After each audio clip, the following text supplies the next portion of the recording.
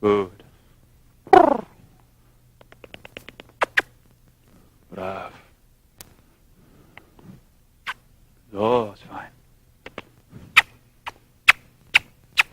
Brav. Again, I still use my shoulder turn, just like we do in the young horses. My hand is like a rider. Okay? The same as a rider. If the horse gets strong, I make a correction, I release. But I don't take slack and then yank. I think that's really rude to a horse. It's an absolute emergency if you do that. So you have a contact in your hand, just like in the handling, and you apply the pressure more if you need to make a correction. But it's not slack and then yank on the horse's mouth and on the bars of the mouth.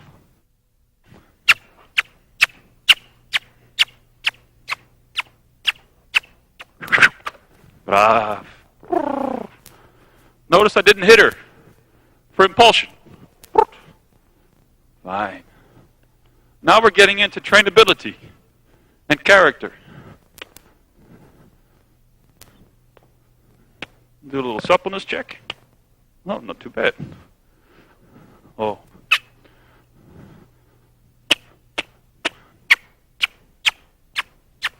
Brav. Good girl. Good girl. Come. My shoulders are parallel. She knows everything is fine. I'm feeling what I have. From behind, is she active? Good. Turn and come.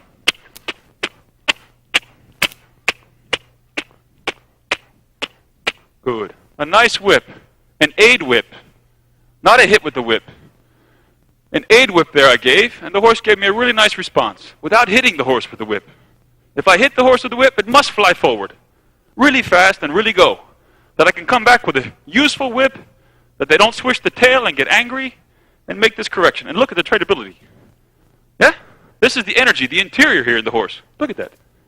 This, I think, is a really wonderful example of turning on the key and then turning it off. Scott was joined by Christoph Hess to demonstrate how to back a young horse. This is a 3-year-old, a young horse coming in. We're going to try to show how to work together as a team to start young horses under saddle. What I will say on young horses is I really prefer when you're teaching the bit on a young horse that the bit is either a full cheek snaffle or a D-ring, not just a loose ring in the beginning. And again, I'm just sharing my views. Why? Because I think the loose ring can pull through and hurt the horse in the beginning until the horse understands the pressure. The D-ring and the full cheek pull the face of the horse.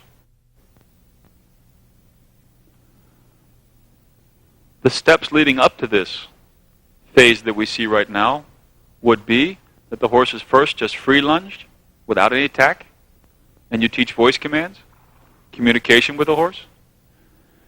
Then you start to put the bridle on in the stall or in the ring or in the grooming area or whatever. Just let him get used to the bit and the bridle. Then you put the saddle on, teach him the girth pressure. These things can take a week, 2 weeks, a day. You go with each horse as an individual before you say, put all this equipment on and just put him in. And then you do the lunging and the equipment. And then in the end, you end up lunging with the side reins. The key for me here is that the horse has to accept the saddle in the back and understand what that pressure feels like. And the horse must like the bit. And the horse must respond to learn how to turn from the bit before you hook up side reins for the first day ever. You must bend the horse to teach him pressure and connection, that when it feels the bit, it's learned what the bit is. So we gave the young horse a chance to just get some freedom and get settled and express itself a little bit. And now we have to say, okay, that was within reason. We feel it's time that we should start to do something. I think we have to do with young horses especially is that we take our time. It's important in the idle situation to have the very best rider on the young horses, as we should do it with our students, with our pupils as well. The very best students should be the teachers of our children, the very best riding instructors, coaches, riding teachers should study or school our young riders and junior riders, unexperienced riders. And I think the same situation we have with our horses, that we have really experienced riders, brave riders, riders who are absolutely balanced in the saddle. Otherwise they will be unable to sit on horseback, because only from the old Europe point of view, I would say, when you school a young horse, it's not schooling a rodeo horse, but we want to, when we start with the very beginning, we have in mind the scale of training, and from the very first step, as we see it here with Britta and the young gelding, we have to have in mind the 6 points of scale of training.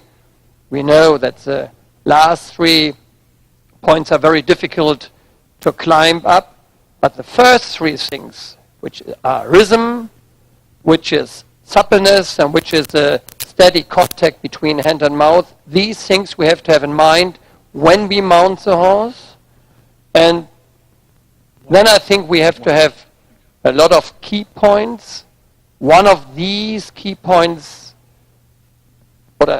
are or is that the young horse has to learn to be in front of the driving aids of a rider.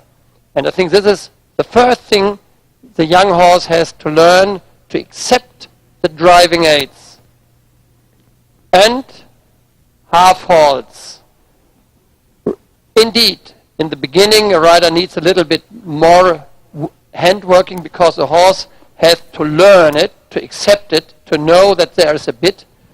But at the end of the day, the horse has to know that and has to accept the way the rider is doing his handwork, giving half halts. But the system works from the very beginning. That the first key point from the rider's and trainer's point of view is to bring the horse in front of the driving aids. And the next key point I want to point out is that the horse will find the natural balance.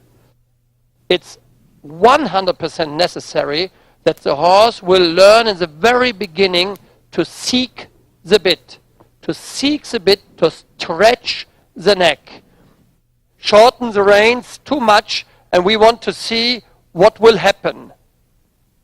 Because a lot of riders who are anxious on horseback, especially with young horses, so they will do this, yes, short if possible.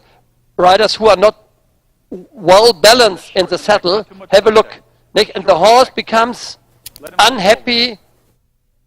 This horse will have true problems to find the balance, to seek the bit, and to do a good job, and to find the correct suppleness and relaxation.